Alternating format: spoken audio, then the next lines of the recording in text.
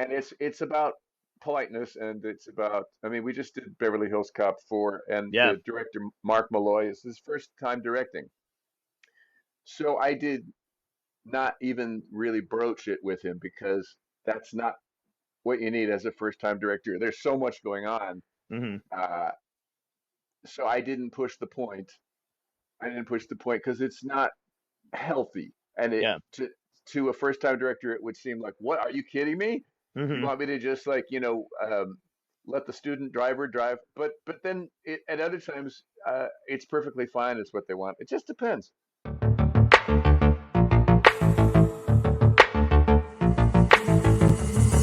Dystopia Tonight.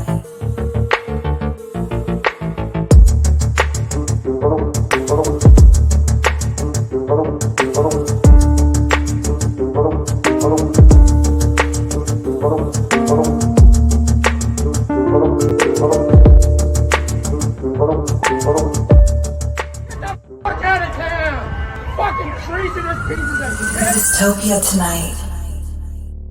Yeah.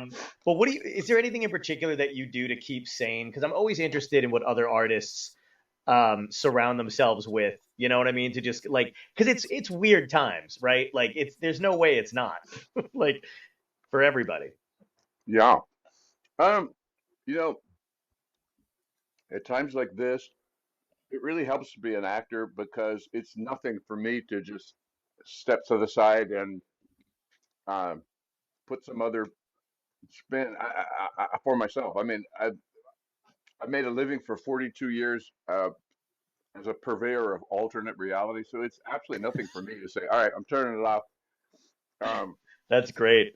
Personally, I think the whole world right now needs to be on ice. I just think they Yeah. need to just ice up the whole place. Let's have another ice age. Everybody, calm down, and no, I just ignore it. I just ignore it some days. It's the only thing I can do. Yeah, absolutely.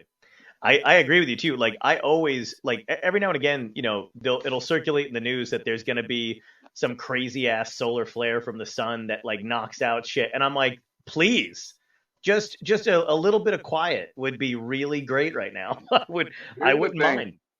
the news will be honest when the day comes, and it won't.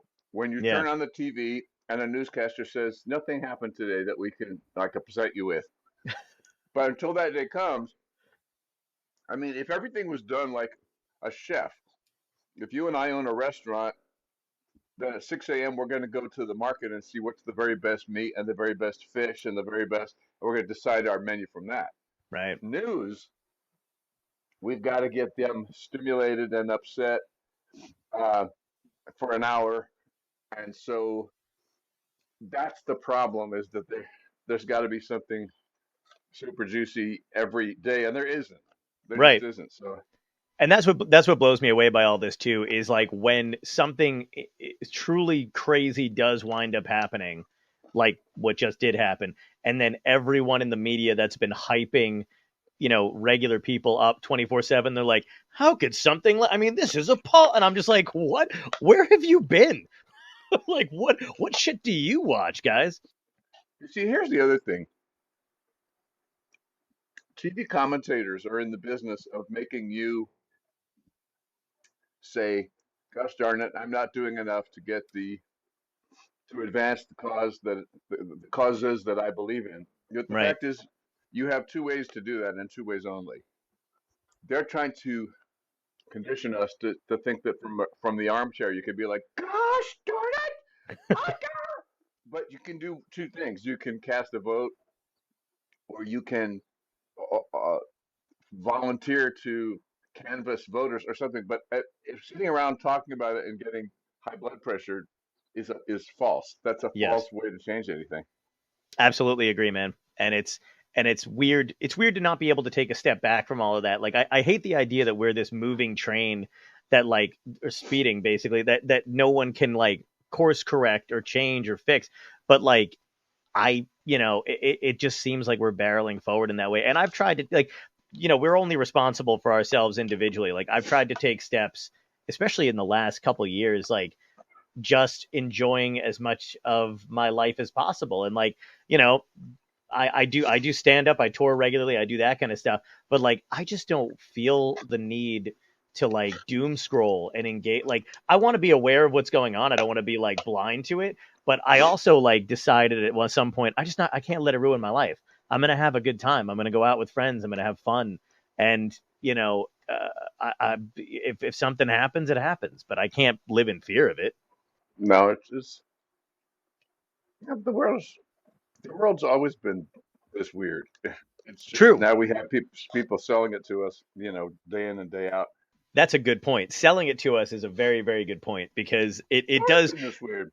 Yeah, it does feel like only a certain group of people have figured out how to monetize the chaos, and the rest of us are all like, where did our fucking money just go? You know what I mean? Like, we're just like, how did this happen? First off, I just want to say I'm a huge fan of, and I'm sure you get this a lot, but Perfect Strangers. Oh, It was thank you. one of my favorite shows of all time growing up as a kid. But I don't know if you talked about this enough. That theme song is like probably one of the best theme songs ever, like of any 80s Mm, TV show, like when they made theme songs. But it's one of those things where like if it came on the radio and I didn't know that it was a show or like a TV theme song, I'd be fucking rolling the windows down. It's a banger. You know what I mean? Like it's a great like do you find it annoying now to listen to back? Did you ever like it no, when it came out? Like, oh, that's so cool. I remember hearing it for the first time in the offices of our producers, co-creators, Tom Miller and Bob Boyette, and it was lovely. Yeah. It was lovely.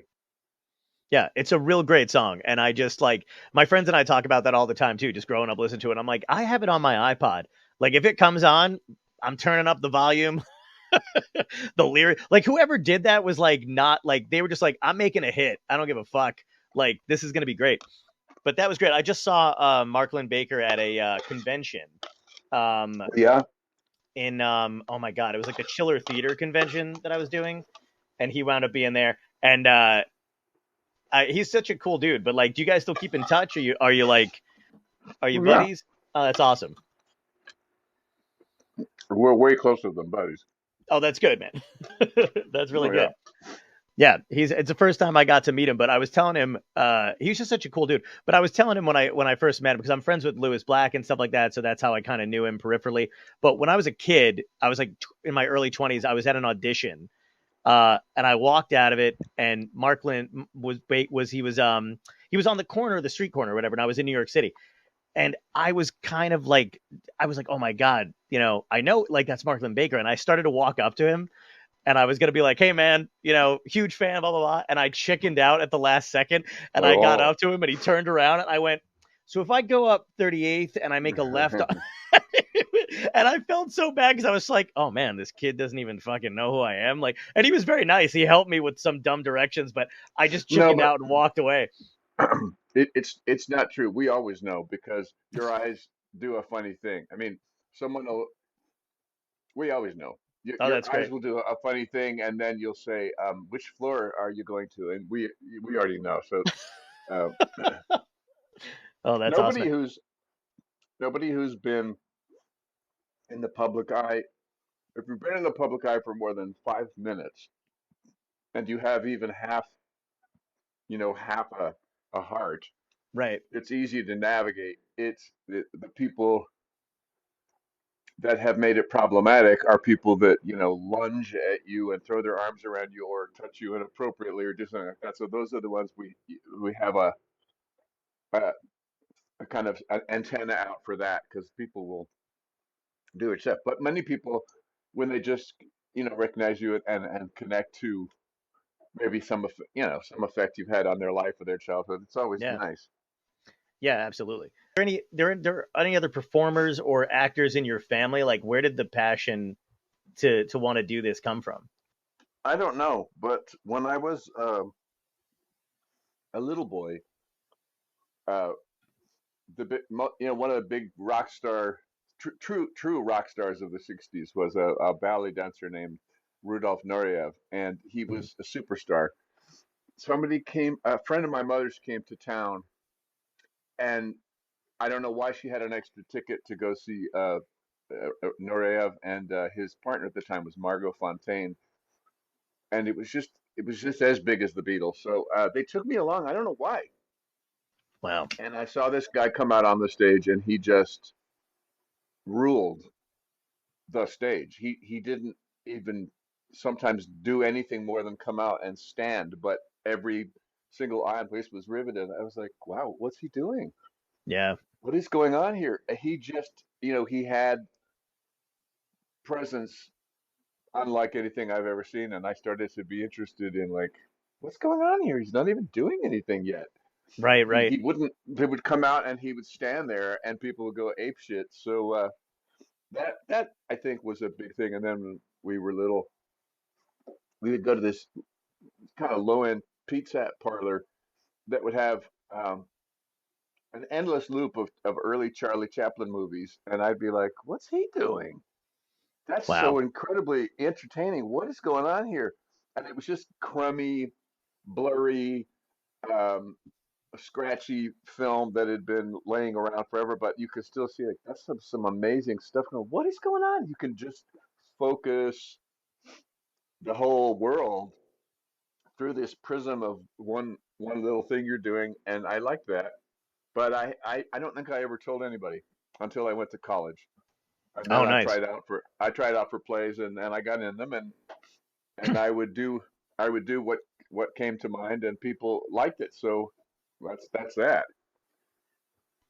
I like that you said that you didn't tell anybody at that point, because I always say the same thing, where when I was younger and in high school, I started doing stand up when I was 20. And Hmm. then, but when I was in high school, I never told anybody I wanted to be a stand up. And I'm curious if it's the same with you. My fear was, had I said it out loud, it would have given other people the opportunity to go, ooh, no, no, no, no.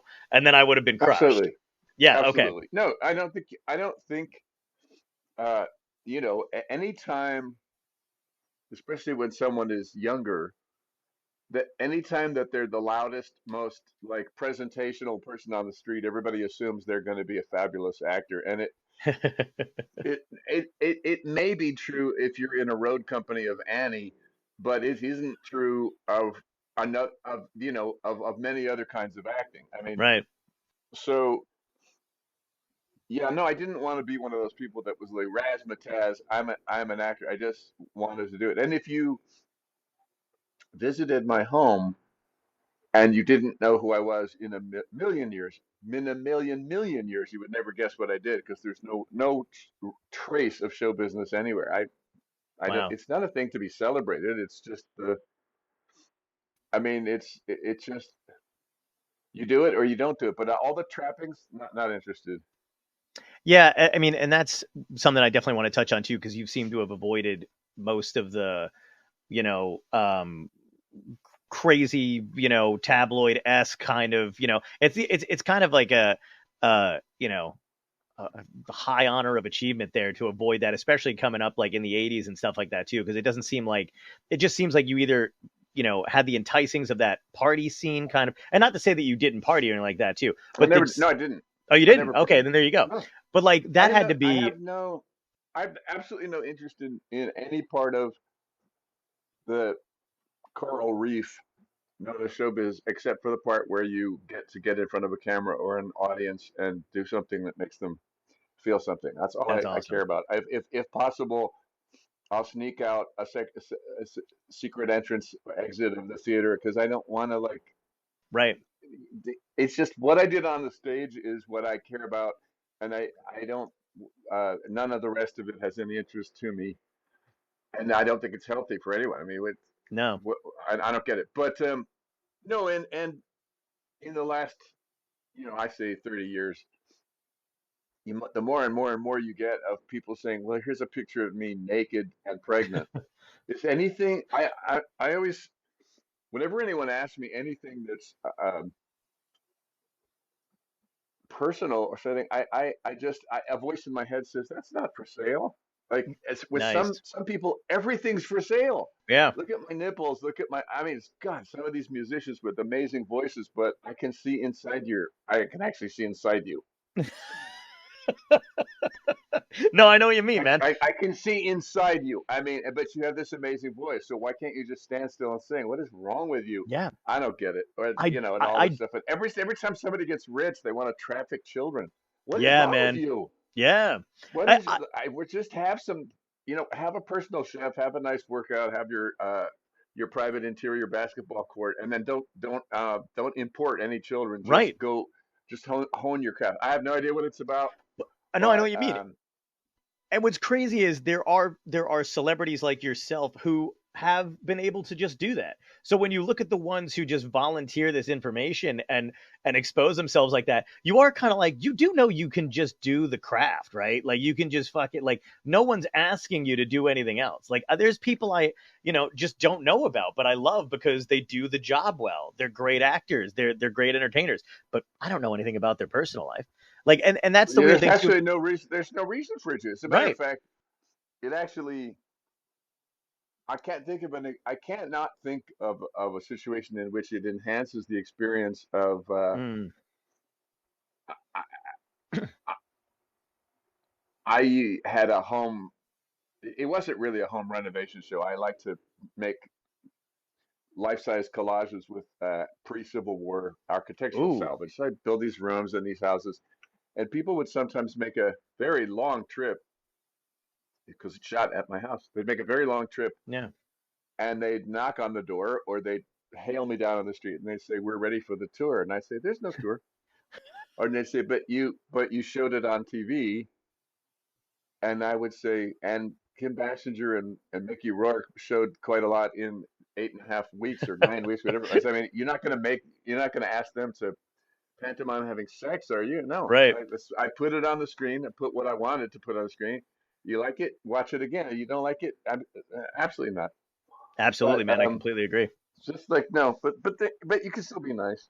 Yeah, You can still absolutely. be nice. And it's weirder today. Like I was just talking to a friend about this kind of stuff where we are, in the industry in particular, just burnt out by how much of yourself you're supposed to like. I love doing comedy. I love writing material.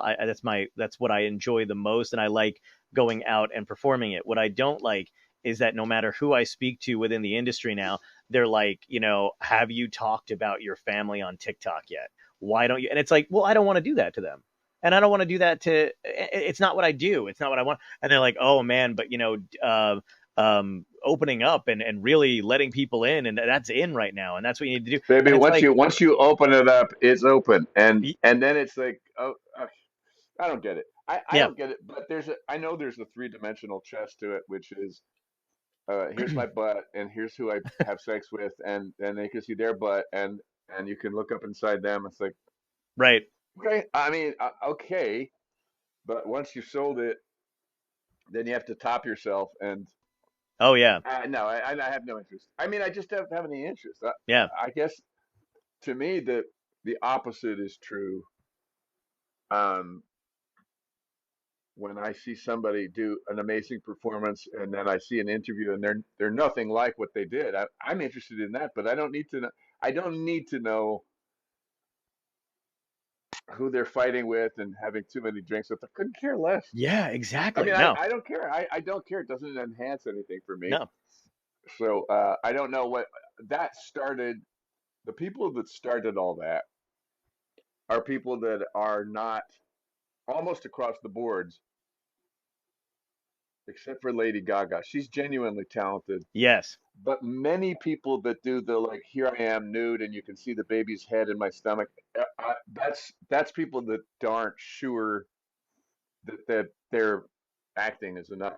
That's when you start to see private parts Yeah. and all. And here's my house. It's got 42 rooms, and now we're. I don't care. I Right. don't care how many rooms. I don't want to know. I don't want to picture you there. I want to see you in the in the movie or the TV show. I want you to carry me away. I Yeah. don't want. I don't want to know anything. And I you're want to right see about the anything. fact that it does take away from, because if I go the entire year and I know everything about your private life, and then you put out one movie and I go to see that movie, I'm gonna be thinking about what I just saw the whole year. I'm gonna be like, Yeah. oh, that's No. that woman I saw who does that fucking thing with her ass. Um, No. No. No. No.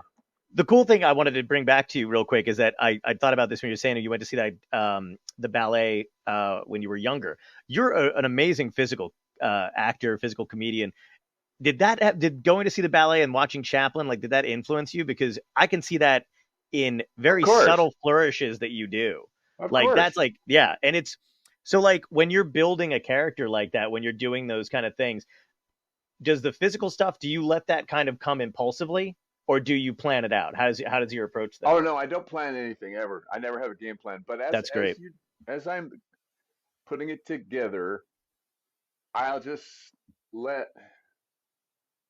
my uh, my technique is that I start anywhere. I don't spend a lot of time saying where am I going to approach this. I start anywhere, and then I just feel like, okay, what's missing?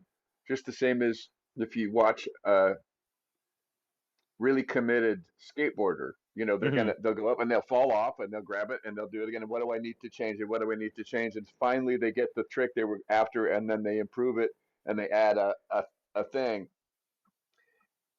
And it's just trial and error. I don't plan anything, but once I start, I'm like, oh, that felt good. What am I doing? What's that all about? Okay, what's that? And what do I feel right in here? And how would that taste? And over the course of the camera rehearsal and the first few takes, I just shape it like pizza dough, and then Nice. I put some toppings on, and and and that's what I do. I didn't used to do it that way, but that's the way I do it now. That's the way I've No. done it for about 20 years. Just, I mean, I know it's going to work, so I just show up, and it's like if I was in a terrible snowstorm once, and there was a woman with me, and we weren't going to be able to get out and get any groceries at all. Hmm. The electricity still worked, and she took some baking soda and some flour and some water and made the most delicious biscuits that Ooh. I've ever had in my life. And I said, how did you even do that? So I don't know. I mean, I just kind of like that's all there is, and they were sensational. But that's what we had. I didn't have any groceries. I had that, and there was Yeah. no way to get out. It's 8 foot of snow. Wow. So that's what I like to do. Because I know there's some actors who do very traditional where they're like, I got to memorize the script if they want me to do the script. Do you prefer just knowing the lines, or do you like being able to improvise? Because I think that's a big thing now where like anytime I read something, it's like, oh, this scene was improvised. This was highly, the actors made it up on the spot. What's your comfort zone there? I love to improvise, but improvising is like having perfect pitch. You either Mm, have it or you don't. So some people, they've made it hard for the rest of us because they improvise. Their version of improvising is just to talk a blue streak and have diarrhea of the mouth and just keep talking. Whereas real improvising is also behavior and economy. So what it's very rare. It's almost like you really almost have to do a thing that's like, look, I know how to do it. You don't know how to swim, so you stay in your lane, and we're just gonna, hold your legs, and I'm gonna swim over here because I know how to swim. So let's not. right. It's not a free for all. Um, and what I get quite a bit of mileage out of is I look at this script and I see what the building blocks are of a given scene. In this scene, everything seems to be okay, and then I eat my scrambled eggs, and there's a rat head in the scrambled eggs, and then we realize that she's trying to poison me, whatever it is. Right. And I look at the structure of it, and I get the words at the last possible second because that's how life works. I don't know what I'm going to say to you in a second, but it's coming out. We're going to try Sure. to make a point. I don't know where the words are coming from. I know overall that I'm telling you about my worldview where it comes to acting, but I don't know what the words are. They're literally being chosen as I say them. So to get that same effect on camera, I just say like I know we're going to do this and this and this, and then I'll work with the script supervisor who's keeping an eye on it, and she'll say you missed this word, you missed that word, and by the time I've done it, it's got every single word is written, no Hmm. words that aren't written, but it looks like I just pulled it out of thin air. Right. That's what I like. Now, if somebody understands me and trusts me and says, I want you to improvise this scene, and they give me somebody who knows how to improvise, that's a whole different level of bliss. But it depends. I just did a Shonda Rhimes show for Netflix, which is a murder mystery. Ooh. She likes every word to be said, every word that is written, say it. Don't add any, don't subtract any. And that's the way she likes to go. And that's a fun that's a fun thing. Of course, she also makes sure that she furnishes you with a script that's been gone over like a diamond, Hmm. so it's not hard. Yeah. Sometimes people bring you a script that's like, this isn't even English, kind of. This isn't even this isn't even grammatically accurate. Like, what's going on here? Right. And that's when I will say nicely, you're going to be happier if you let me do this more a little bit more like a jazz musician. But it's not essential. It's not essential Right. because it's all you. No matter what, you have to look like you're living it. So I don't mind. Yeah. It's quite interesting. It's quite Yeah. an interesting little art form. It is, and it's not something that's in inherent. Like I've done a couple things, I've done commercials or whatever, but it's not something that's inherent to me. And I did take acting classes and stuff like that, try to improve that because when you start doing stand up and stuff like that, they always push you into those kind of categories and areas, and everybody always thinks like I still came when I started doing it out on the cusp of everybody still kind of thought they would get a sitcom, which now I feel like that's not everything's kind of dispersed and there's streaming service stuff and whatever. But I did do it, but I always got chastised for you know, like the material that was handed to me. I'm a comedian, so and it's not like I would try to improvise and stray away from it. But if I wrote it myself, for some reason, I was able to really memorize it way better. And I eventually learned how to memorize. But for some reason, that was not like if somebody's words weren't. I'm like, oh, I don't know that I would say it this way, or I don't think people speak like that. I remember my acting coach at the time being like, it doesn't fucking matter. You have to say what they're Here's what. what I say. Here's what I always say to people. There's a Yeah. line in the Wizard of Oz. There's a line in the Wizard of Oz where the wizard gives the scarecrow his brain, and then as soon as he's got the brain, he does this long mathematical equation, and then he says, "Oh joy, rapture! I've got a brain," and it's just brilliant. And Yeah. I think now I'm like, if you saw that on a script, your first reaction would be, "Could you work with me on that?" But they didn't do that in those days. He said, "Oh joy, rapture! I've got a brain," and it's absolutely fresh and beautiful and perfect. He just committed to it. Yeah. I uh, I think it's a conversation you have. It's the equivalent of, are you going to have an open relationship or are you going to be completely faithful? You have to Right. have that conversation before you do anything. So if you go in and you say, "I love to improvise. What can we work out here?" They'll Right. they'll often say, "Okay, look, you make sure we have takes where it's exactly as written. Then I will let you do some takes where you're fooling around." It's the timing that's everything. Because if you go to the set and you say, "I like to improvise," that's too late. That's Right. a one and a. That's like going on. That's like going on a first date and saying, "Okay, so let's look at the appetizers, and also, do you like to use toys?" It's just too early. You can't. You have to time it just right. You have to become comfortable, and then you have to always be ready for no. You Right. can't go and say. But so sometimes it works, and sometimes it doesn't work, and it's about politeness, and it's about, I mean, we just did Beverly Hills Cop 4, and Yeah. the director Mark Malloy is his first time directing, so I did not even really broach it with him because that's not what you need as a first time director. There's so much going on, Hmm. uh, so I didn't push the point because it's not healthy, and it Yeah. to a first time director it would seem like, what, are you kidding me? You Hmm. want me to just like, let the student driver drive? But then at other times, it's perfectly fine. It's what they want. It just depends. Sure. It And just now, depends. that you mentioned Beverly Hills Cop 4, saw it, absolutely loved it. Was there any, like, so we're definitely in a kind of a cool time, I think personally anyway, because it's like very heavily nostalgia driven almost media. You know what I mean? Like Stranger Things came out very 80s oriented. They got the 80s music, Paul Reiser's in that as well. They drew a lot from like their childhood stuff.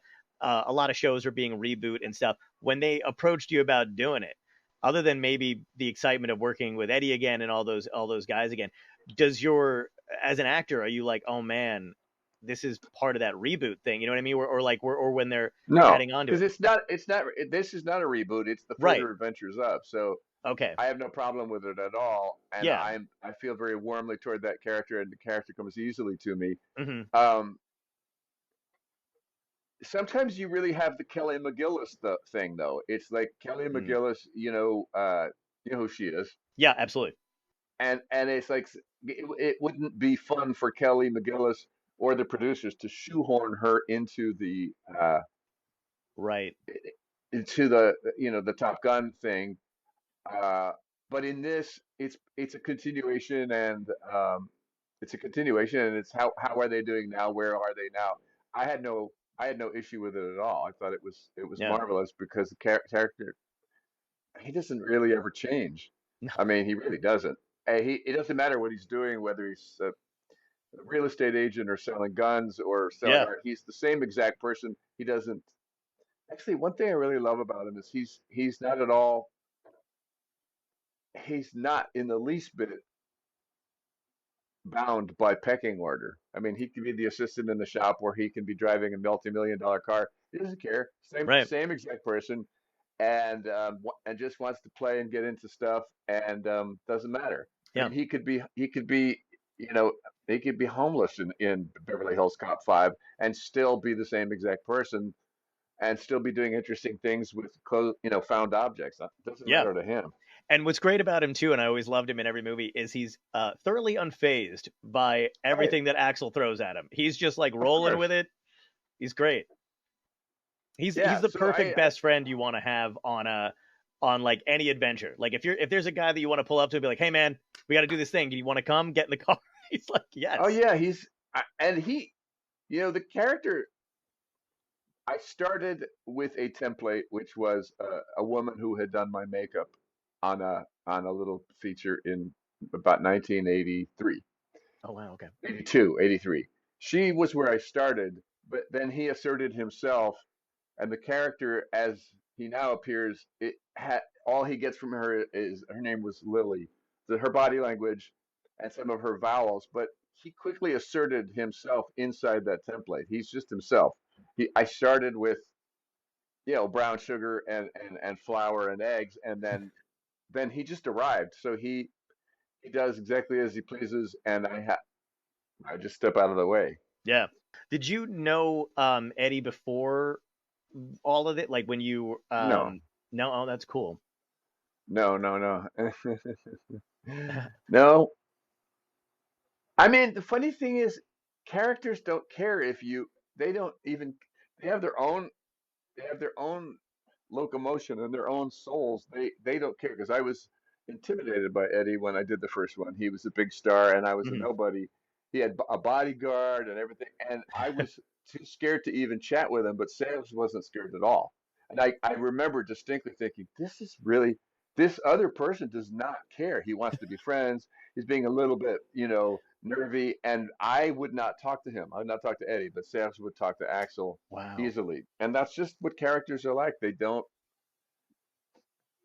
have any of your hangups. That's why Yeah. it's marvelous to do them.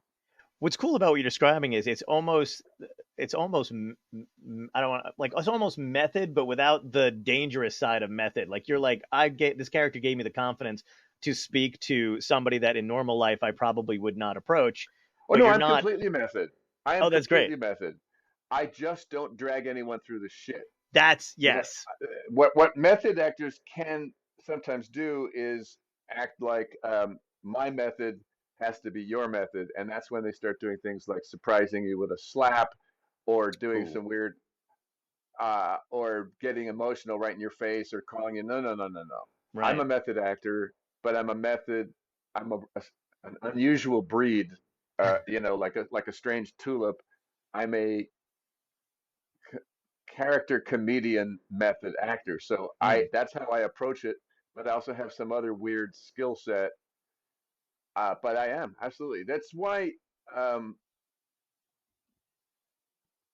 it was a lot of work for me on Perfect Strangers because it was an 8 p.m. sitcom and it was just super formulaic, and I kept wanting to stretch the pizza dough into other corners. And I just, I was successful in doing it, but it wasn't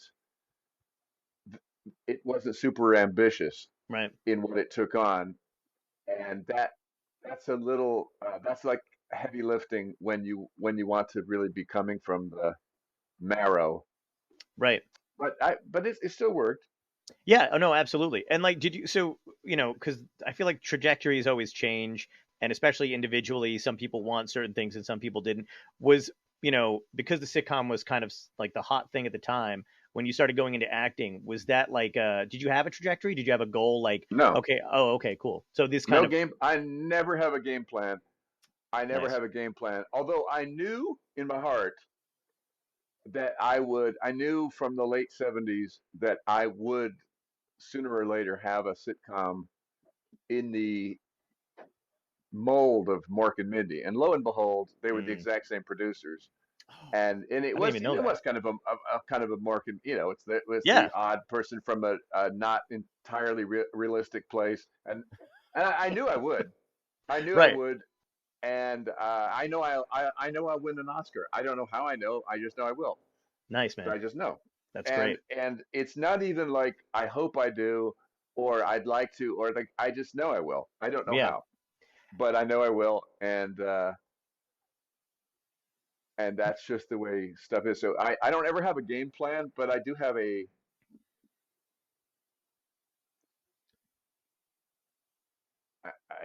I don't have a game plan, but I do have a psyche plan, which is every time I get anything, just dive in until I get, these. I watch these documentaries on cave diving, and Yeah. there's a certain level that you can go to beyond which you have to change the mixture of your air, and you have to hide a canister of air there. And if you get woozy and can't remember where it is, you die.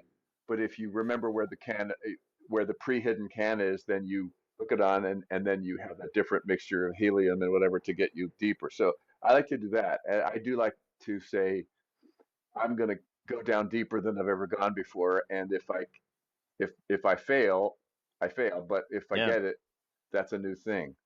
I don't like to repeat myself too much. That's an But I do incredible like to do perspective. sales. I like to do sales. He's just fun. He lives in there. He does Yeah. whatever he wants. And mhm. Did you, I mean, from an outsider's perspective, you didn't get pigeonholed at all by characters that you have No, I was very portrayed. lucky. Yeah, and that, so like, is that a conscious kind of like avoidance No, thing? Because no, but that's no. incredible because you've, I don't, you've done so much without having to fall back on any of that stuff, which is awesome. I was really really lucky. But it's funny because there was one year where I thought to myself, okay, so this is so I was doing a play. It wasn't a one man show in the sense of, hi, I'm Bronson Pinchot. I'm going to tell you funny stories all night. Hmm. But it was a play with just one actor, and it's called Fully Committed, and you Right. play 38 distinct characters in it, and you never leave the stage. So I did that play in Chicago, and then I went right from that to a play in the West End of London where I played 8 people. So in a 1 year period, I played 45 distinct people, male, female, and no costumes or props. It's all internal. Yeah. And after that, I was like, okay, so now you really hit the reset button because you don't even get an hour. You don't get an hour to get into each character. You go boom, boom, boom, boom, and then back to you just go like a jukebox. And that was in the early 2000s, and ever since then, I know from Hmm. experience, like I don't need the hat, I don't need the shoes, I don't need anything. I Yeah. don't even need lighting or props or costumes. I am so and so. I'm an 80-year-old Irish priest, and now I'm a 27-year-old sexy movie star woman, and now I'm him. So the stuff they could never ever have gotten me to do in acting school, like Bronson, go walk out the door and walk back in as a scared 5-year-old. I would have not done it, but I've done it many times on the London stage, the Chicago stage, and so that is what teaches you what you're really capable of. Yeah. Because You don't know otherwise. But No, yeah, I have absolutely. 45 characters in 1 year. After that, I'm like, okay. Well, I'm glad you brought that up because I had gotten a chance to deep dive on that kind of stuff, and I found it kind of fascinating because I feel like that's one of the things most actors won't do. It's standing alone on a stage. That was very close to stand up, and I had wondered back in the day if you'd ever done it or tried it or thought about it. I've Because tried it. I've tried it. I don't. What I finally ended up doing on the stand-up stage was improvising with the audience in character. nice, wow, that So is to tough. to stand there, what's hard for me to do is I can't be that stand-up who says, when, because what is similar about my life to anybody else's? Nothing. Okay, Well, what I say, I started a routine with, when you're going to an architectural salvage yard in upstate Connecticut and you see an 18th century entablature with original paint? No, no, I don't. And a lot of people are like they're brilliant and they're telling you about the Latino experience, they're telling you about the gay experience, they're telling you about the Italian American experience, and you can latch on. But what am I going to say? right. What you're when you're at Yale and you're about to take your literature midterm. No, I don't. I really don't. So what I like to do is what I started to do after I experimented was I would take I had this one character who was the world's worst psychic, and I would just get men and women up on stage that their life partners would shove up, and I would go through their stuff while while they wore a blindfold, and and go through their purses or their wallets, and I was just audaciously bad, and it was the Oh, best thing I ever did because they I don't know why they let me do it either, but yeah, it was just that I was the worst. I was the worst psychic ever. Let's go through, and yeah, the stuff I would find was genius. I do not know why they let me do it, but oh my god, do you yeah, have any that's my footage of exact thing. this? Yeah, there's some footage. Oh, I have to see it. I gotta find it. That's great, man. That is fucking genius, though. And see, that's so Yeah, cool too, because like you don't see that any really. Like that's not a thing that people kind of do these days, man. That's fucking great. Have you yeah. thought about bringing it back? No, I haven't because I I enjoy doing it very much. I may do. I've been talking about. We do these personal appearances, Hmm. and people come and pay you to take a picture, and they pay you to sign something, and they pay Right. you for this, and they pay you for that. And what I said to my personal appearance agent the other day was, I've been having a great time asking people on X and also on Instagram to just send me a question that they would like Serge to answer, and then I do these like bizarre off the cuff answers, and they're really fun, and I never get tired of them, and they're very very weird. And I said to my personal appearance agent, I said I'd much rather set up a booth like in the Peanuts when Lucy has her psychiatric advice 5 cents, where instead Right. of coming and taking a picture of me and putting their arm around me and taking the same frozen picture time after time, everybody can come and spend 90 seconds with Seos and get a fashion makeover or get some Oh, life advice, or just talk about how they can improve their sexiness or whatever. And because I can do it forever. I can do that till I fall down, that's and it's really really genius, fun. and that's Yeah, but so much that's what better works. than a It's photo. so much better because Absolutely. then they come up and they're always kind of embarrassed and clammy, and they're posing, and they get a little shaky or whatever. But if he was just interactive, I really love doing that. Yeah. And yeah, but then sometimes they're like, "Well, now do this other character," and I say, "No, he doesn't like to meet people. The crazy murderer from the Langoliers does not like to meet people, and he has nothing to say to you." That's great. Oh Yeah. my god. So that was cool. So are you guys like, because like you said, you had a didn't really talk to Eddie much in the beginning and stuff like that, but now you guys have had like a long, Oh yeah. history together. You got like, how long did it take for you to get like chummy close? Like, is there getting close to, because Paul Reiser's in that too. You guys kind of have little community. Judge Reinhold, You see, the funny thing is, my first job ever, I was 22 years old, and I was in an off-Broadway play with Kevin Bacon. hmm, He was wonderful to me. I enjoyed him. We had a great time. And then I ran into him once on the street in the 90s, and I haven't seen him since. Oh wow. So there we are. And I just came up behind him and slipped my arm through his arm, and he, without even stopping what he was doing, he just put his arm like, there is no time Yeah. in showbiz. So I think I last saw Eddie, gosh, not that long after Beverly Hills Cop 3. So I haven't seen him for 25 or 30 years, but it doesn't matter. You Right. just slip right back into, That's you so just slip right true. back into it. Yeah. That's Yeah. the way we are. And Paul, as a matter of fact, I've never met Paul, but I came up to Oh him my God. at the red carpet, and I just kind of like hung on to, I just like was hanging on to him like your little brother when he gets tired at Disneyland. And we never even met, but everybody thought we had, That's great. because I know him and he knows me, and we're in the movie, and that's the end of it. Yeah. Absolutely. That's a great way to play off of that too, because literally anybody else on the other side of that screen thinks everybody hangs out and knows each other all the time anyway. So that's just a perfect way to play that off. One thing that I notice is every time there is an opportunity to socialize in show business, someone ruins it by cranking up the music beyond where you can hear yourself.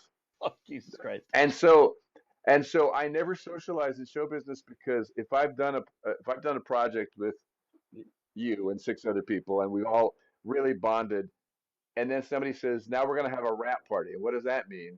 That Mm, means that instead of me being able to hang out with you and share what we've been through for the last year and a half, everybody's going to be in uncomfortable clothes. Everybody's going to bring their significant other.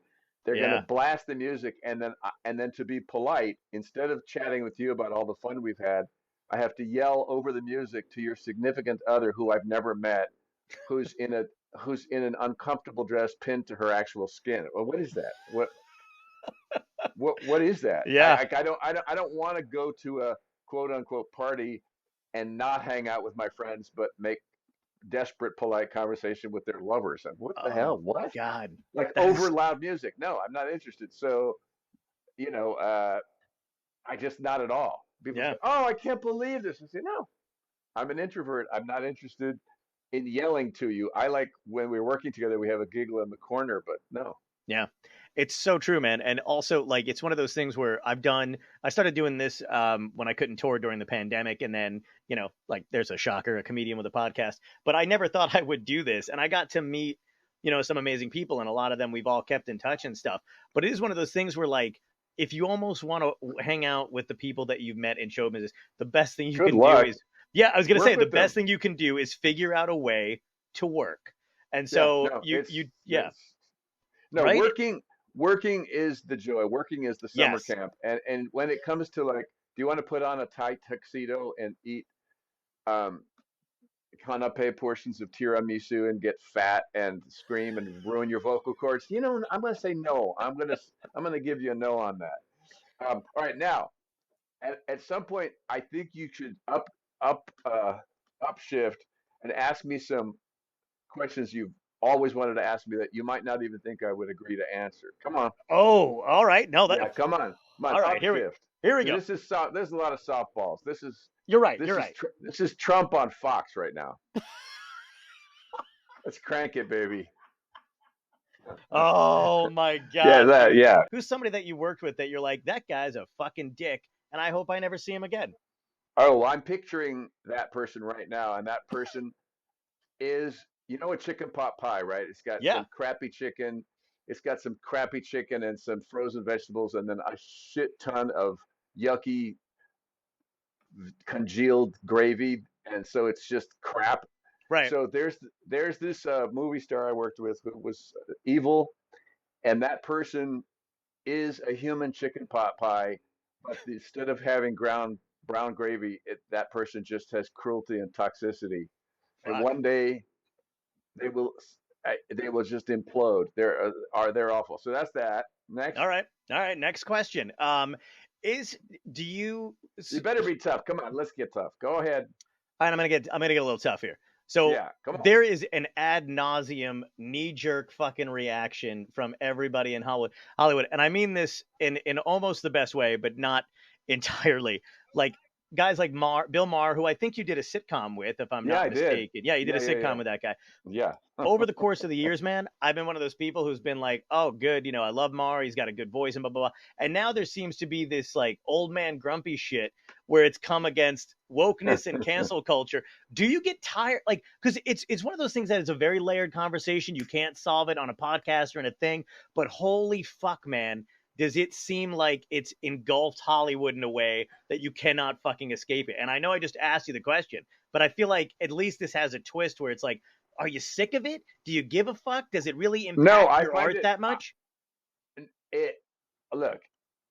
Uh, I love Bill. I've always loved Bill, Yeah, and he likes to wade into the deep end and be outrageous, and I just love him.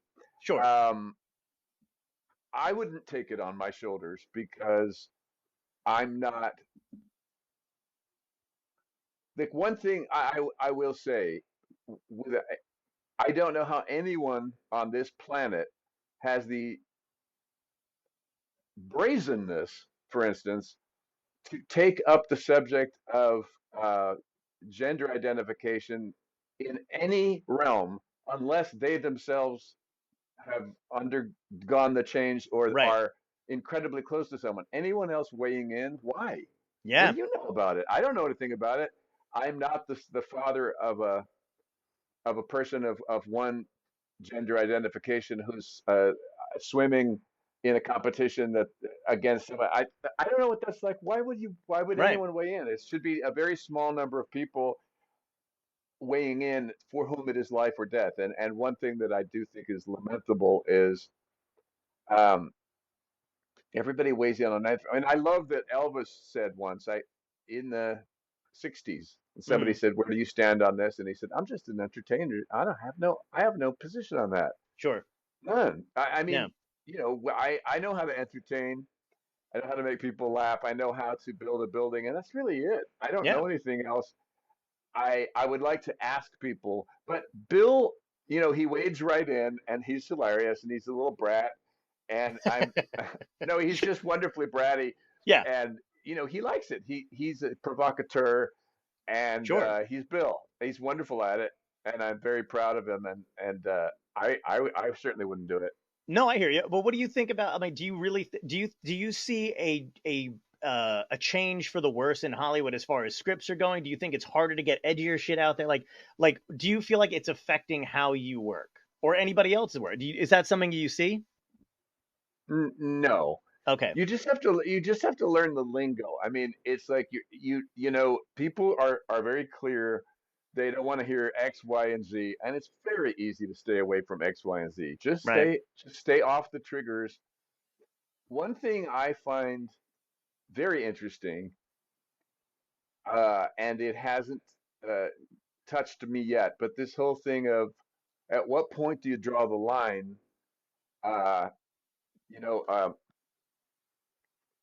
in The Wizard of Oz, I think Judy Garland was actually from Michigan or Wisconsin or something. So how Hmm. dare she play a little girl from Kansas? What's that all about? Right. And Burt Lahr had a Bronx or Brooklyn accent. Should they have put him in that?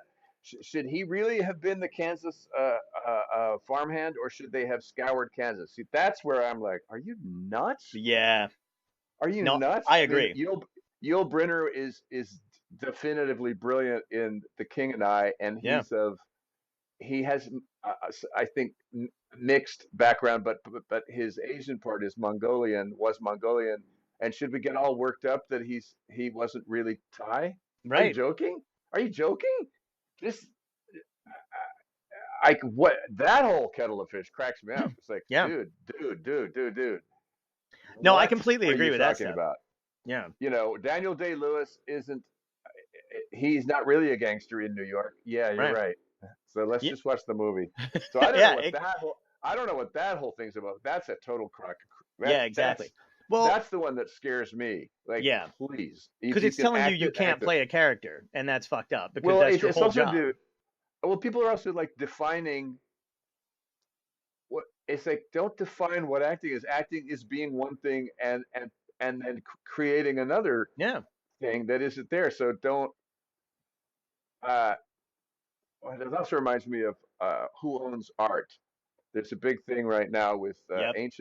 ancient Greek statues have to go back to Greece or Italy because that's where they were made. But why doesn't the Mona Lisa have to go back to Italy where it was made? It's Right. because I think Leonardo gave it to a French king. But what is that all about? Yeah. No, I Oh, agree. you can't own this because it was made in that country. Okay, well then Yeah. let's empty the whole Louvre museum because that very little of that stuff's from France. I don't get what that's It's so that weird I that don't. like it is very weird how these decrees. I mean, of course, the internet spreads everything very quickly, but whatever. But sometimes like something will start going around like that. Like art has to go back to certain places, and I'm just like, where did this come from? Who suddenly decided that was the way to do it? Like I've never heard of the nepo baby thing until the last couple years, and I'm like, who started bitching about that kind of stuff to the point where now like my neighbors are like, the Nepo babies in Hollywood. I'm like, you work at a Target. What do you give a fuck? Like, who No, cares? I don't know. But It's a weird the, thing. the question I always ask people is, where do you draw the line? And that usually, my Right. mother used to like to worry. That was her hobby. And she would start with, she was an adorable little 4'8" little tiny Italian lady. And she would say, uh, what if when the gardeners come, there's no more iced tea? And I would say, then I'll give them lemonade. What if they find out you gave the carpenter iced tea? And I would say, really? Right. Well, what if an asteroid hits California, Mom? And she would say, is that really going to happen? And I go, no. But neither is the carpenter going to come and accept an iced tea and then find out somebody else got lemonade and throw it in my face. I mean, what are you Right. talking about? Yeah. So where does that end? So when everyone starts saying you can't play that because you're not really that in real life, I'm gonna go don't even Yeah. Yeah. because uh, what what? Who are Yeah. you? Do you act? What are you talking about? I don't get what that's all about. No, me neither. At a certain point, if this is going to make history as an interview where we really pricked our fingernails and stuck our pinkies together and became blood brothers, you I love this, man. All right. So you came up in the 80s. You avoided most of the drug scene, but all of it. you had all of the I drug never scene. But you were I around. never did drugs until I never did drugs until I was in my 60s. Yeah, I but you did were famous in the 80s, man. You dated. yes, I'm sure you've got some great fucking stories about. I do, which Yeah. you will never hear. But anyway, What? I wasn't interested. My father was a substance abuser, and there's no Oh, chance I wanted to be like that. no, no. He, But he, that's fucking I didn't know that. I don't think anybody like yeah, but like precarious situations, let's say. You know what I mean? Like even Eddie just had a crazy story about going which he said could have altered his life. Where he walked into I don't know if it was Studio 54 or wherever it was, but Robin Williams and John Belushi were doing coke and they offered it to him. And he was only like, not brand new in Hollywood, but still semi yeah, famous or whatever. And he was like, in that moment, could have changed my whole life. Do you yeah, have like, were there situations like that where there must have been situations where you found yourself and like, yes, I could yes, fucking do some shit. yeah. But I just wasn't interested You just because wasn't interested. I know myself. I know myself. Ooh, here's a good one for you. I'm an Blood brother extreme. Oh yeah. situation. Stolen anything? Have Anything I ever off stolen anything? in, yeah, I stole something of mine once. of yours? Yeah, I had bought a rare manuscript at Sotheby's, very rare manuscript of a play from the 1400s, and Ooh, Sotheby's, without really thinking it through, part of what made it rare and valuable, it's now at Yale. But part of what made it okay. rare and valuable is no one had ever published it before, so it cost a pretty penny. Because it was unpublished and nobody had never known it existed, and it showed up, and it was very cool because it was from the 1400s, and it was on this long paper, which was made to slip underneath those big medieval sleeves. So I thought it was really cool. That's fucking So awesome. I bought it, and then after a couple months, I get a call from some university in England, and they said, we're really, really, really interested in pursuing this manuscript and studying it and publishing it. And I said, well, uh, I guess we could talk about it, but part of the reason I bought it is, it's never been published at all, and I don't know if I want to do that. So I went to this professor's house in the north of England, and to my horror, she had good photocopies, which Sotheby's had sent her of many pages of the thing laid out, and she and her friends were going to point out to me how rare it was because it was written in medieval French.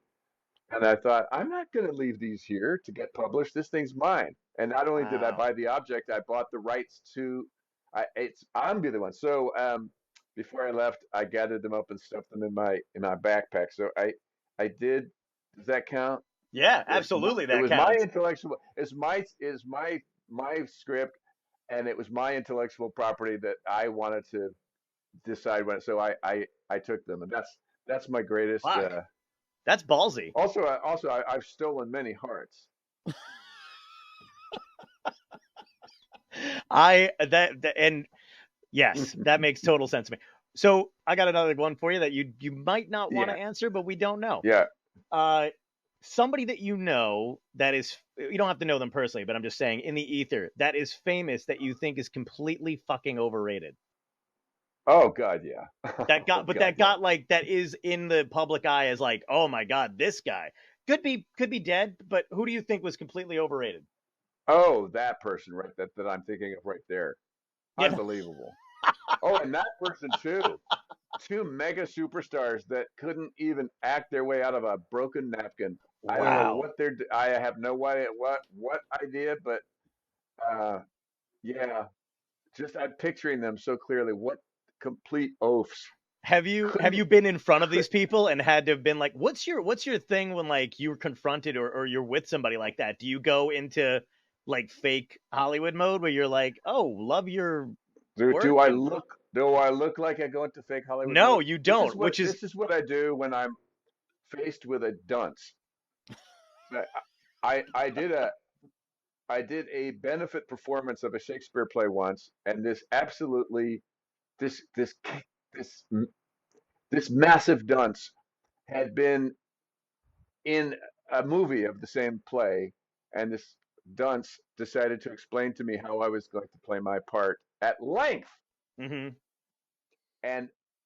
and it just went on and on and on and on and on, and I was just taking it in like this, like, you aren't even funny. You're telling me how to. Okay, just keep it coming, keep it coming. And then what I did in front of this $5,000 a seat crowd raising money for the New York Shakespeare Festival is everything that this dunce told me was essential for me to do to win his approval. I did it to a T, but it was kind of like uh, the Sorcerer's Apprentice, because this person said, "Wherever I walk on this stage, you walk." Well, I sure did, but I was about a quarter of an inch away from this person's body. So we went all over. And then he realized that I had given him exactly what he'd asked for because he had no right to ask for it. And I gave it and he couldn't make it stop. And it was pretty genius. The oh my audience thought god. it was absolutely hilarious. But Oh, that's genius. he gave me this stink eye, like, okay, stop now. And I was like, no, I don't understand. You're a massive movie star and you had this very specific direction for me. So I think I'll just do it. Yeah. He What he he. what's the closest you've come to like fucking because you knocking somebody out? You seem like you're pretty even tempered and you know when you need to be, but you've had a long career. What's the closest you've ever come on a thing to being like, I'm gonna fucking lay this guy out? Um, there was a director on a movie, and he was being beat up constantly by the star, um, in front of everybody, and he was suffering, and my heart went out to him, but he Hmm. made a choice which I couldn't allow, which was he thought he would just experiment with, instead of going right back at the star and saying, "Don't you dare talk to me that way." He literally pivoted because I was standing right there and started to scream at me, and just like a Great Dane whose parent has come home from, deployment without even meaning to. I put one paw on each of his shoulders and I said, I do not do abuse. You need to stop it. If Wow. you don't stop it, I'll be on a plane and there isn't enough money in the world to get me back. That's all I said. But it stopped. I mean, it was Holy just shit. pure and simple. It was just passing the buck. He really did not have it in him to hand it back to the star who was really humiliating him. So he thought he'd try it out on me, but I just wasn't. I just wasn't. But I wasn't angry or loud. I just said that I don't do that. Yeah. Don't That's do it. fucking great though. It takes a lot It to do that wasn't kind of even. shit, It man. was. It. It's just that's abuse. You have Yeah. something to say to me. I'll do anything you want. I'll give you anything you want. But do not turn your don't boomerang it into my face because I'm here doing my work, and that person over there really does need some adjustment, but do not even. Yeah, so I did that. I know, I know you want to know who the star was and you want to know who the director was, but I won't tell you. Can I tell you what I was exactly thinking right now is there is no fucking way viewers will not try to deep dive now and go, oh, he was on this movie and this, and I bet you was this guy because he's got a history of. I don't even have to do shit. All I have to do is They wait. can. Here's the thing: they can figure out. I gave enough clues about the first one, about the dunce who was Yeah, telling me how to play my role. That can be figured out. The second one cannot be figured out because there are no clues in there definitive enough to do it. right. That's man, that's fucking good though. Cannot be figured out. Will never be figured out. The first one can be figured out. Is there? I mean, I don't want to say you. People have regrets and all that other shit too, but I mean, you've got some Hollywood starlets around you all the time. Did you ever have the opportunity? Because here's what the regular like. I feel like there's many a times that people look back when they're younger, and some girl will be like, "Dude, I totally had a thing for you. We could have fucking done some shit or whatever." And you're like, "Really?" Like oblivious over their head shit. Is there anybody as you've met them that's gone like, "Man, we could have fucking hooked up. We could have done a thing like from your heyday in Hollywood." I'll tell you something funny.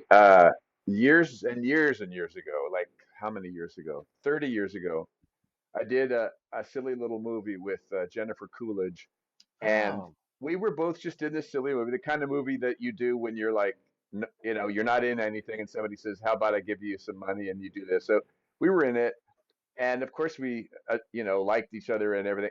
But then, uh, sometime later, I would say about 2 years later, the lady that I was with and the man she was with kind of decided that they were going to kind of be together, and they were just going to do that. holy And shit. they suggested that Jennifer and I go have lunch, which I was happy to do. But when I arrived for lunch, she said to me, "Everybody in the world does a great Jennifer Coolidge, but I don't." She said to me, "Don't you get it? That you see what they're doing? They're thinking that they'll send us off to have an affair so that they can have one." And I said, "Ew! Like who's that? Like what? What? They don't want to just have an affair and say take it on the chin. They want to send us off." She said, "Yes." So we had a big laugh over that.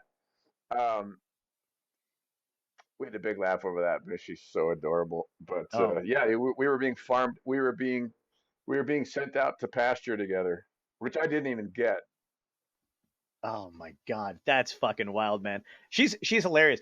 Who is the most famous person that you have on your phone that you think you could call and they pick up right away? Uh, let's see. If I still had her number, Carol Burnett would, but I Oh don't have my her number. I don't god. have her number anymore. Yeah, Holy shit. That's a good of one. course. That's fine. She seems like a genuinely nice, like very She's nice person. absolutely she's absolutely adorable. She's beyond adorable. She's like she's like a day on a Bahamian beach. She's a beautiful human being. Yeah. If you had a single if you had a single day where you could do whatever you wanted and it didn't count, the most debaucherous shit. What's inside you, man? What's the deep dark thing that you'd Oh, love to fuck around and do? fresh eclairs during before and after a three-way.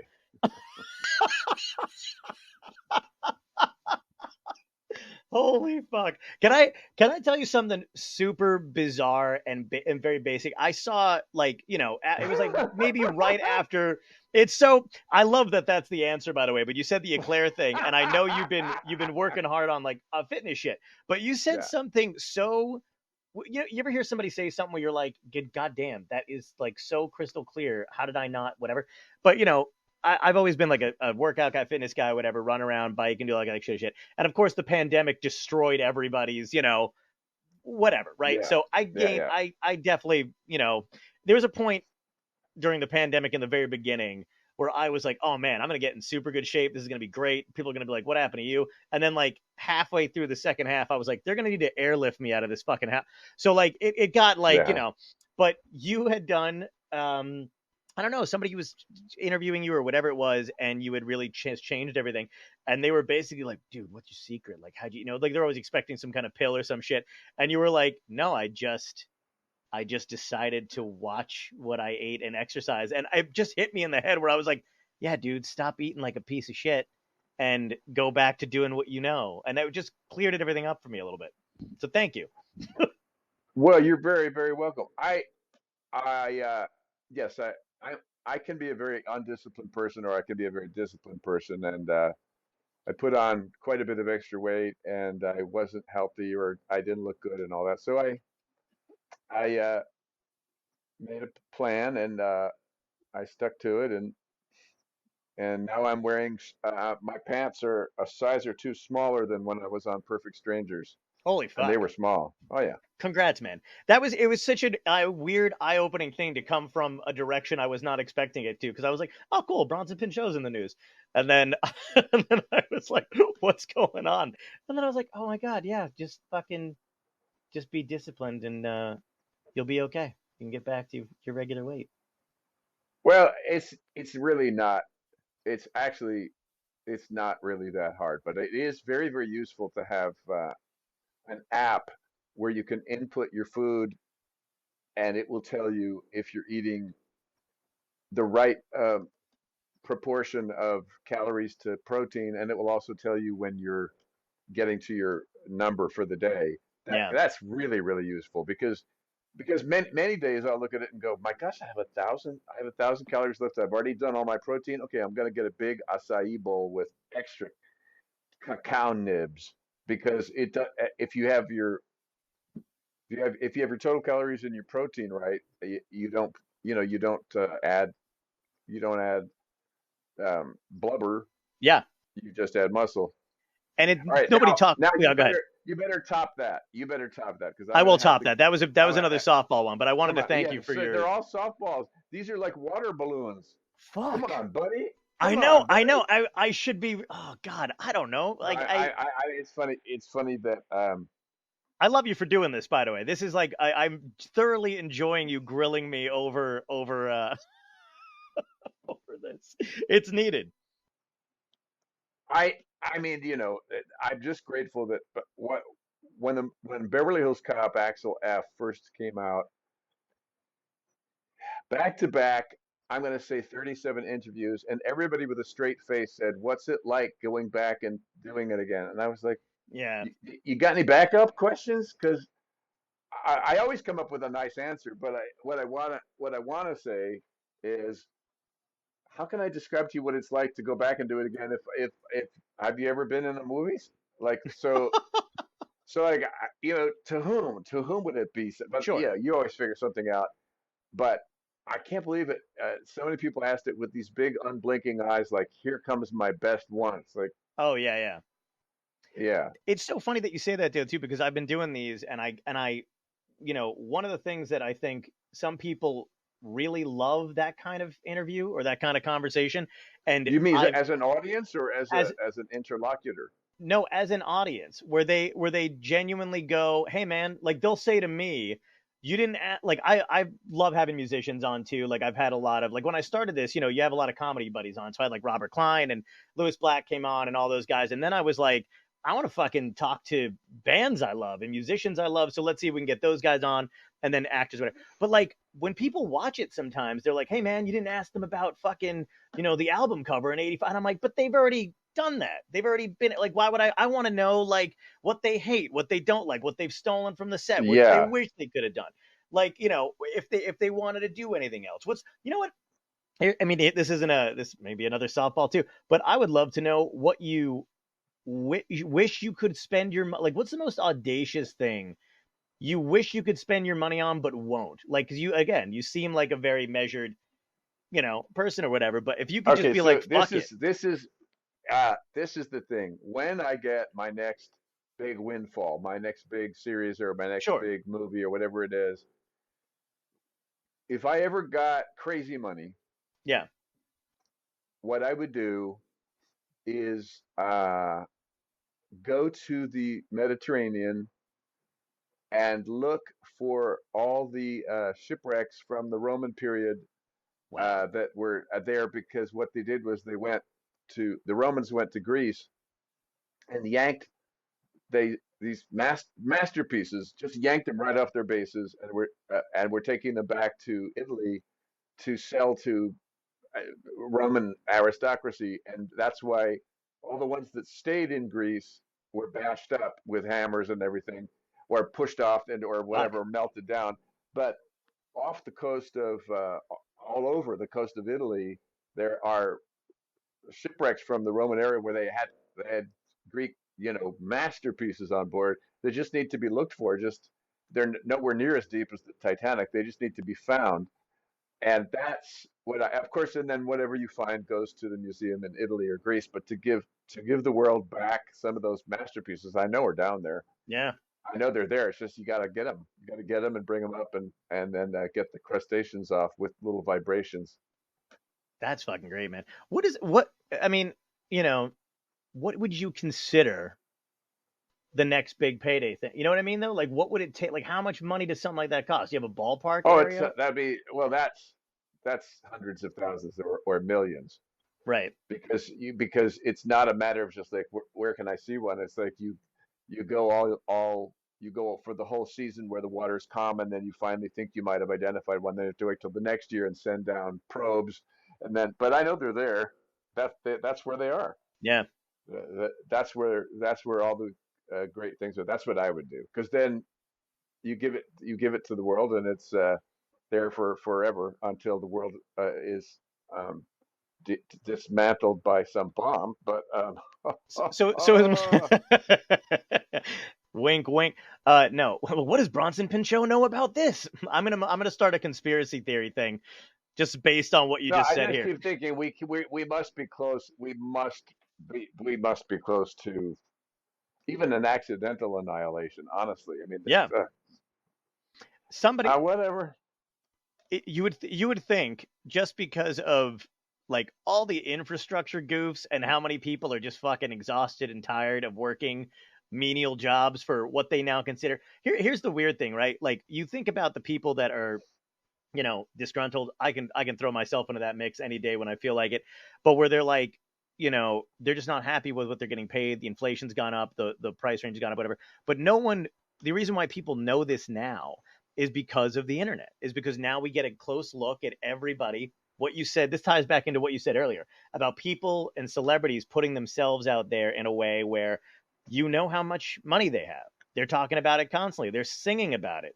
And when you Yeah, have people who are disenfranchised, they're like, God, I'm working how long for how much? And I still can't afford an apartment on my own. Fuck this shit. So, of course, like bridges, like, of course, like things that are very important, like airplane doors at fucking Boeing, and they're like, can you believe it flew off? Like, I kind of can. Like, somebody, it's fucking frightening, but it does make sense to me. I don't agree with it, but it does make sense. Like, if you're not I going mean, to pay people, at this point in time, just for a while,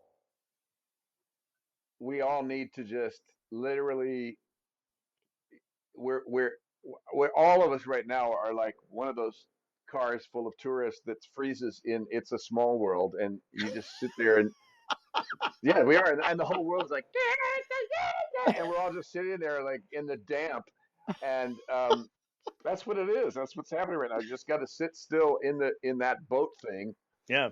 and wait for someone to come uh, turn on the lights and hand you a board to stand on, because otherwise, you just gotta sit there and get scared by the puppets. Hell yeah. Your analogies are on fucking fire, dude. Like this is kill. Like these are so good. But you're absolutely fucking right, man. And I don't know. Like I think the pandemic, for as shitty as it was, and obviously a lot of people died. I lost people too, like all this other crap too.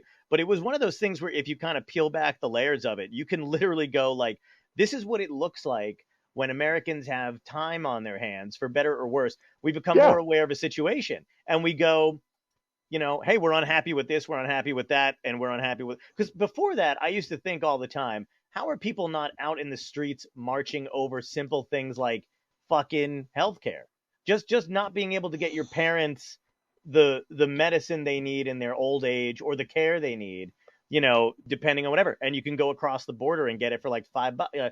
Like, how are people not upset? And then the pandemic hits, and you're like, oh yeah, if they keep everybody working and busy and worrying about their houses and their finances and all this shit, you can't pay attention to how you're getting screwed. So it was, you know what I mean? Like, does that make sense to you? Like, where it's like yeah.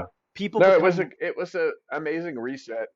you know what it was It like? It really was like a made that. snow day when you were a kid. You remember when you were a kid and it'd be a snow day and you're like, holy shit, I can't make it to school and it's not my fault. This is Yeah, amazing. yeah. No, it was. It was what it was. It was. We made it. It was unutterably horrifying and scary, but Yeah. we made it, and it's in the past. And it was really fun, though. Yes. It was fun because we were all in the same boat, and the rules were, you just can't do that. But the crazy people um, that you see still on Instagram who would, like, not wear a mask and then go spit and stuff. Those people, Yeah. that was not a pretty moment, No, it was definitely not. but it worked out. All right, It did. final Yes. hard hitter. Come on, right Well, wait a between minute. the I eyes. got I got three What? questions that I ask every guest on the show that I need you to answer. Well, all right. Well, let's start with your favorite one. My favorite one? Yeah, Okay, great. because What my had ass is going to sleep. I'm sorry about that. What had to end in My your life, good or bad, that led you to where you are right now? my mother dying. My mother died 2 years ago, Oh, and I had to. She was I wanted her to be at home when she went. We had to, over the course of a year, turn the house into almost a little hospital, and I was worried about her every second, because toward the end she forgot even what her buzzer was. She had a buzzer to get me to come to help her wherever I was at the house. wow. That then she forgot what it was. So then I couldn't take my eyes off her at all, and she was, you know, she finally went with a minimum of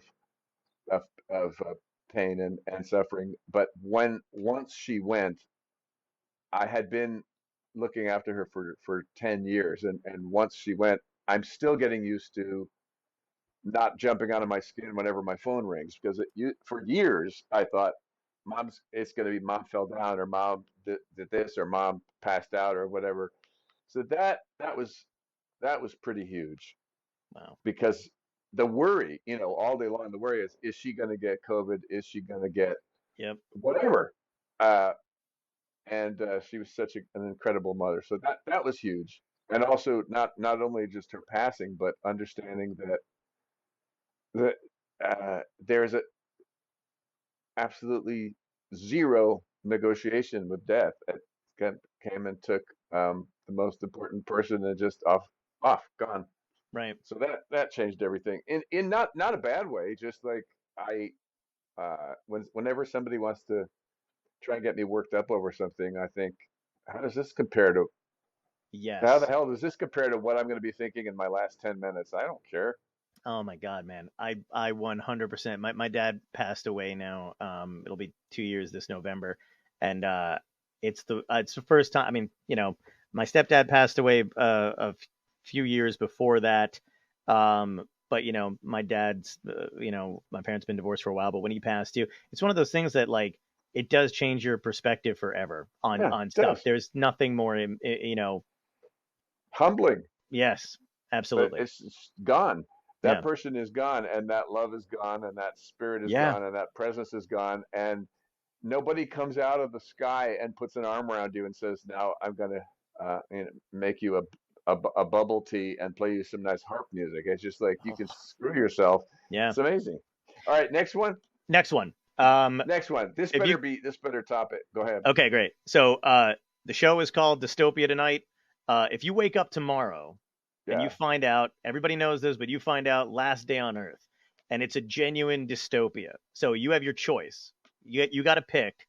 What do you want to be happening? Whether it's political collapse, a comet hitting Earth, alien zombies, climate change Oh, finally taking over. how do I want it to happen? Yeah. How do you want it to happen? And what will be your epic death? How the fuck are you going out? I would like it to be no, nothing so slow as a tsunami. Uh, nothing. It would need to be quick and I guess the epicenter of a hydrogen bomb because you'd be gone before you even knew it Fuck. was coming. And how'd it go? Yeah. What are you gonna be Bravely, doing? bravely accept it. Here it Wow. comes. Well, wait. Okay, What about that three-way in the eclair thing? You want to be doing that, and then it goes off? three-way in the equator. No, the eclair. Three, The three. eclair. You said the three-way, and then you eat the No, eclairs out. I don't. No, I don't want to be having facile, nasty monkey sex when when my moment comes. No, that's the day before. Okay. Okay, that makes sense. I appreciate that. Oh my God, I love that. That's my. And then the only other question left is this, you're gonna hate it because it's now another softball question. But if you can go back in time and talk to your younger self and give yourself a piece of advice that would help you right now, what would it be? Oh, go get a shrink. Don't wait till you're 37. Wow. Go get a shrink now because then you won't be miserable all the time and you won't want to die all the time. That Wow. unfortunately I did not do till I was about 37 and all those years of torment for nothing. 100% agree, man. Everybody should be in therapy and figuring out It exactly. worked great, and not the first one, but the second one I got was saved my life and Nice. was rock solid, and that's what I was. I mean, I suffered for years unnecessarily, and Well, now it's the same level. do you do I any? feel. I mean, what's your coping mechanism like for certain things? Like, do you do? A lot of people do the TM stuff. I never tried it or anything like that, but I know that certain things work for certain people. Is there something that you go to? Breathing, just super easy breathing. Nice. Most of the toolkit for acting works really well for centering yourself because you have to center yourself in order to let a completely different personality come through. So the skill set is it comes in handy. Beautiful, It man. comes in handy. All right, Thank you so I've much. got to hop off. But it was really fun. Thanks again, man. I appreciate it.